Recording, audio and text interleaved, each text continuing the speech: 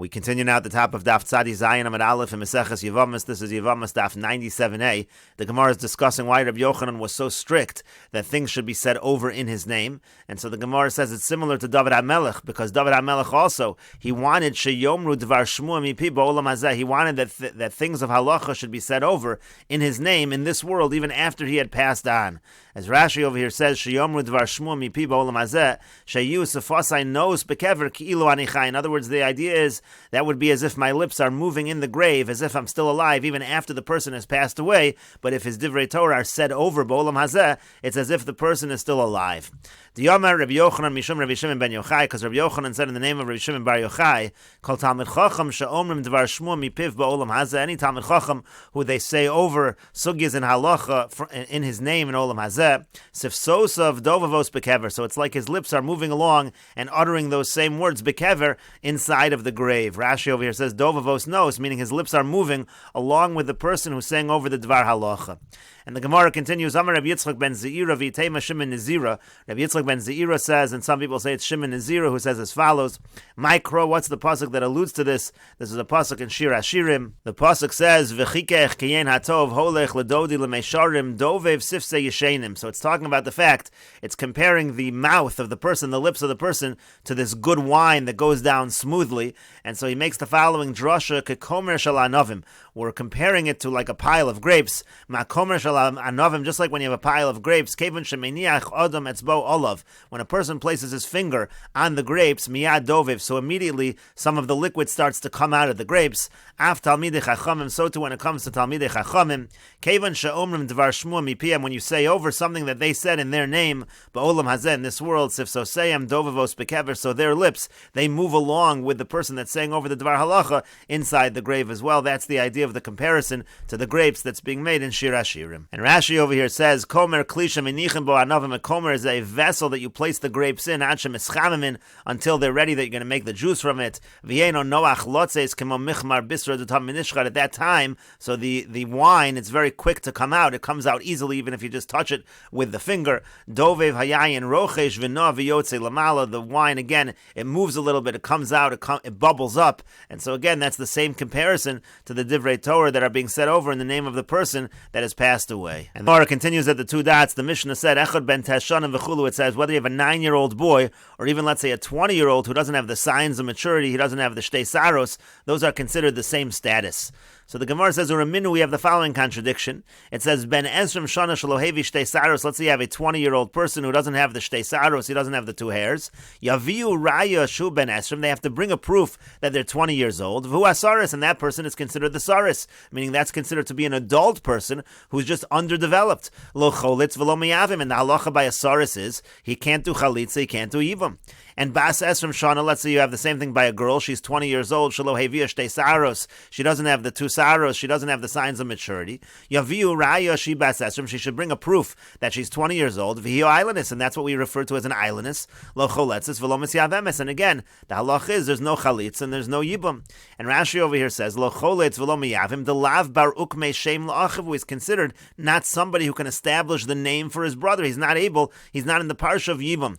And the point is, Alma Kagadol Chashav. You see that actually this individual is considered like an adult. V'lo Amrin on Katan Hu V'yam Tinula. We don't say that he's considered like a katan and you should wait till he develops. That's a contradiction to our Mishnah, because our Mishnah is saying that we treat this 20-year-old without the signs of maturity as if he's a 9-year-old, as if he's a minor, and we wait for the person to develop the signs of maturity. And that's not what it says over here in this Bryce. In the Bryce it's saying we consider him to be an adult who's either a saris, or if it's a girl, she's considered an islandess. And so the Gemara continues, Ha'itmar Allah, wasn't it said on that Bryce, meaning this halacha was clarified, Amar Rav Shmuel bar Yitzchak Amar Rav, that Rav Shmuel bar Yitzchak said in the name of Rav, V'hu shenoldu lo simone saris, that this halacha that we consider this 20-year-old who doesn't have shtei saris to be considered a saris, that's only if he has the signs of a saris, meaning he has other physical characteristics of a saris. But otherwise, we actually would consider the individual to be a minor.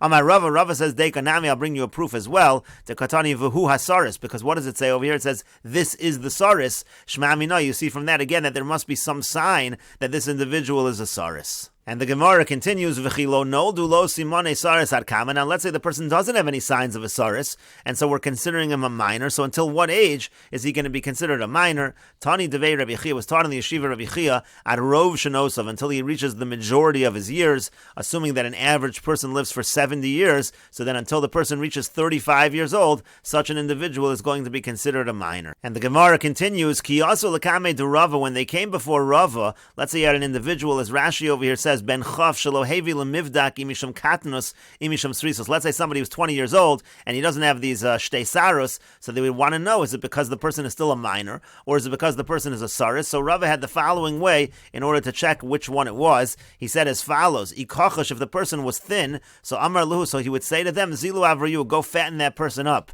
V'ibarin, if the person was fat, Amar Luhu Zilu Akachashu, he would say, let's make the person, get the person to be a little thinner, and then we'll be able to see if the Simonim come. The Hani Simonim, because when it comes to these signs, when it comes to the Shtei Saros, the signs of maturity, Zimnin de Nasri Machmas Kechishusa, sometimes they fall off because the person is too thin. V'zimnin de Nasri Machmas Beriusa, sometimes they fall off because the person is too fat, and therefore if you change the shape of the person's body, it could be then the signs of the maturity will come. Hadron Alocha Isha Rabba. This is the conclusion of the 10th parak of Mesechet Yevamos. If you're enjoying these videos and this channel, please like, share, and subscribe, and you can take a look at the description box below to see how you can support this channel. And we will now begin the 11th parak of Mesechet Yevamos. And the Mishnah says, Nosen al hanusav ala mafuta, a person is allowed to marry the relatives of a woman that he rapes, or the relatives of a woman that he seduces. Let's say he rapes a woman, so he's allowed to marry her daughter, or her sister, or her mother, says Rashi, and the same with the woman that he seduces. Ha'ones v'amefata al hanasua chayev. Now let's say a person is married, and then he rapes or seduces a relative of his wife, so in that case he would be chayev for transgressing arayis.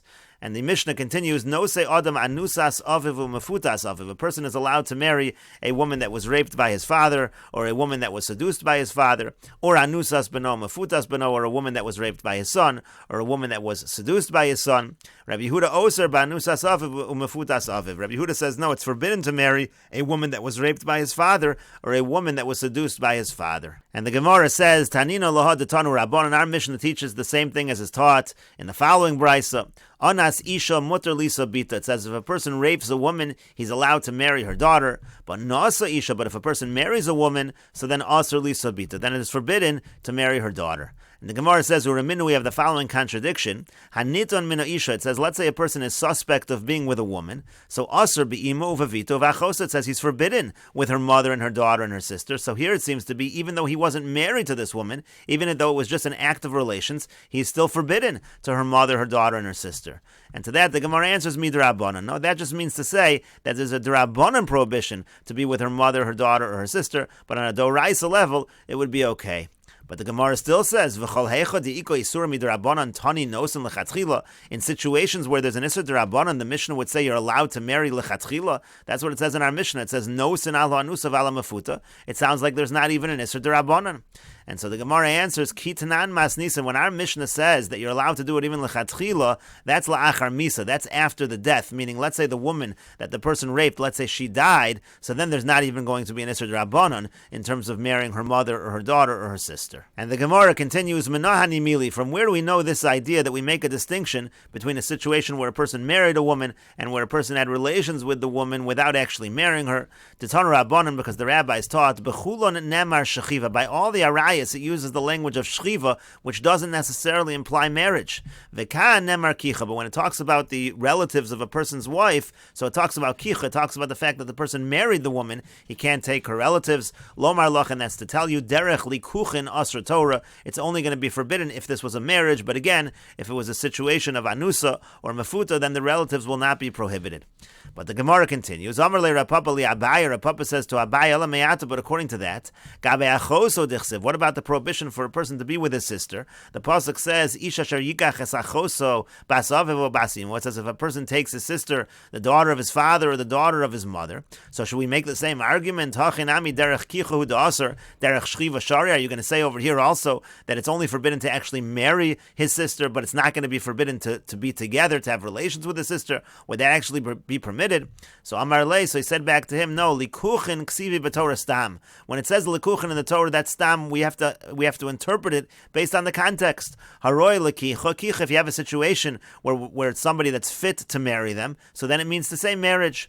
Haroi l'shchiva shchiva, but if it can only mean to lay with a person, like in the case of a person's sister, it's not even possible to marry a person's sister, so then it just means shchiva, then it just means the act of relations itself. And the Gemara continues, Rava Amar Rava says, Onas isha mutter lisa bita mehacha. The fact that if a person rapes a woman, he's allowed to marry her daughter, it comes from here, it comes from the following pasuk. Ksiv, the pasuk says, Ervas bas bincha o bas bitcha lo sagale. It says the erva of the daughter of your son or the daughter of your daughter, you're not allowed to reveal, meaning a situation of arayas would be if a person is with the daughter of his son or the person is with the daughter of his daughter. And so the Gemara makes an inference. Habas bina dida uvas bita dida. Let's say you have a situation where a person was with a woman and that woman has a daughter of her son from another relationship, or she has a daughter of her daughter from another relationship. So Gali, it sounds like that erva could be revealed, meaning there's no prohibition in that situation. If a person is with a woman, then he's not prohibited in her own children and grandchildren.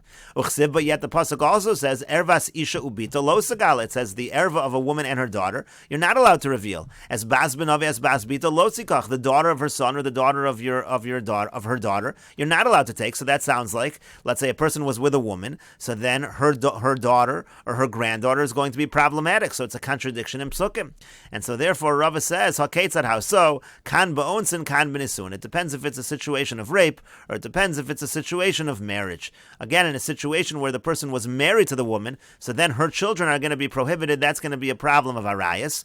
But like our Mishnah said, if the person raped the woman, if it wasn't a situation of relations through marriage, so in such a situation, her children, her grandchildren, are not going to be prohibited in terms of arayas. But the Gemara says Eipachana, so maybe I should reverse it. Maybe we should say on the contrary. If the person rapes the woman, that's when there is a prohibition of arayas with her daughter. But if the person was married, maybe there's no prohibition of arayas. How do you know which way you should understand the pasuk? And so the Gemara answers arayos she'er ksiv behu. By arayos it says she'er, which means there's a kinship, which means there's a relationship, and therefore we understand b'nisuin iko she'er, when there's a marriage, that's called she'er. But onsin leko she'er, when there's a rape, that's not called she'er. And therefore again by nisuin, if the person is married to the woman, so then there's going to be a prohibition to her daughter. But if you're talking about a situation of onsin, so then there's not going to be a prohibition to her daughter, and similarly there's not going to be a prohibition to the daughter of her daughter, etc. And the Gemara continues at the two dots. The Mishnah said, Rabbi Yehuda oser ba'anusas aviv v'chulu. Rabbi Yehuda holds that a person is prohibited with a woman that was raped by his father. And the Gemara says, Amar Rav Gidel, Amar Rav. Rav Gidel says in the name of Rav, my time with Rabbi Yehuda. What's the reason of Rabbi Yehuda? Because the pasuk says, Lo yikach es eshes aviv v'lo yigala knaf aviv. It says in the pasuk he can't reveal the skirt of his father. We understand that to mean knaf shara aviv lo yigala, the skirt that saw his father he cannot reveal, meaning to say there's a prohibition, even if it's a situation of a woman that his father didn't marry that woman, but his father raped the woman. That's enough to create the prohibition. And the Gemara says, when we ma'ideva anusaksiv. Now, how do you know the pasuk when it says knaf shara aviv lo yigala knaf aviv? How do you know it's talking about a situation of rape? Dechsiv me'ilavid dekra, because the pasuk right before says v'nasano isha shochev imo la'avia naro chamishim kesef. That pasuk is talking specifically about onus. It's talking about rape, and therefore, since these two psukim are next to each other, we can assume v'lo yigala knaf aviv is talking about a situation of an anusa. And the Gemara continues, v'rabbanan. Now the Rabbanan respond to Rabbi Yehuda. They say back, Ihav esamach lekedekamer. If these two psukim would actually be right next to each other, then we would agree with your drasha.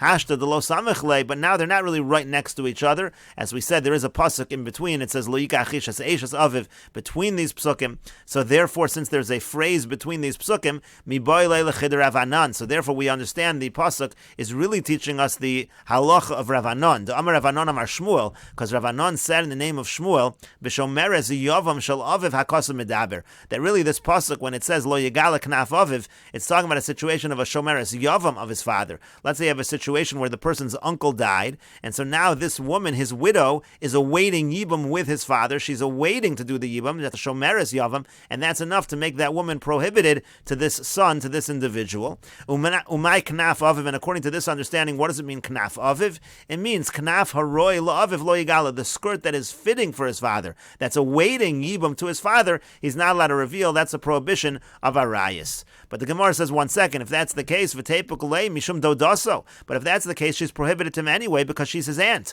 Because the case over here was she was married to his father's brother. She was married to his uncle. So therefore, there's a prohibition anyway. So what do we need a prohibition of knaf aviv? This is prohibited anyway. And so to that, the Gemara says, lav or b'shnei lavin. No, you're correct. But this is an additional prohibition. In this case, if the person would be with this woman, he would actually violate 2 lavin. But the Gemara says there's another lav. Mishum Yevama l'shuk. But in this case, if she's awaiting Yibum, she can't marry anyone but the Yavam. She's only supposed to marry the father, meaning she's only supposed to marry the brother of her husband that has died. And therefore, it's Yevama l'shuk. Of course, she can't marry the son, because that would be the same thing as a Yevama marrying outside of the brother-in-law that she's supposed to marry. And so the Gemara answers, lav or aleh b'shlosh lavin. No, you're correct. That is an additional lav, and there would actually be 3 lavin in this case. If this person would be with this woman, it would be a problem of being with his aunt. It would be a problem of Yevama l'shuk, and it would also be a problem of knaf haroi la'aviv lo yigala. Again, that it says in the pasuk lo yigala knaf aviv.